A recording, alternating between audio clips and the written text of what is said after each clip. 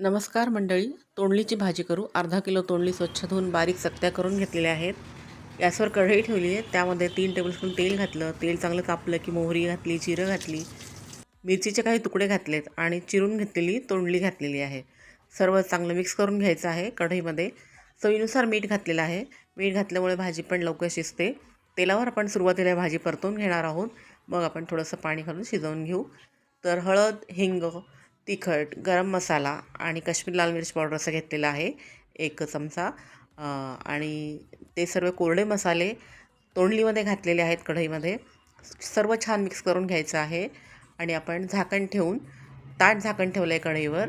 त्यामध्ये थोडंसं पाणी घातलं आहे, त्यामुळे कोरडे मसाले हे करपत नाहीत, खाली लागत नाहीत। आणि सुरुवातीला आपण ही तेलावर अशी परतून घेतली आणि मग आपण त्यामध्ये ते ताटातलंच गरम पाणी त्यामध्ये थोडंसं घातलेलं आहे। त्यामुळे लवकर भाजी शिजते चांगली आणि मसालेसुद्धा जळत नाहीत।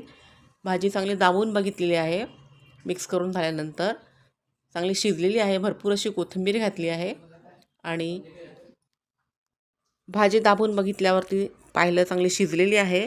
पोळीबरोबर, भाताबरोबर, भाकरीबरोबर ही भाजी खाऊ शकता। चमचमीत अशी तोंडलीची भाजी तयार झालेली आहे।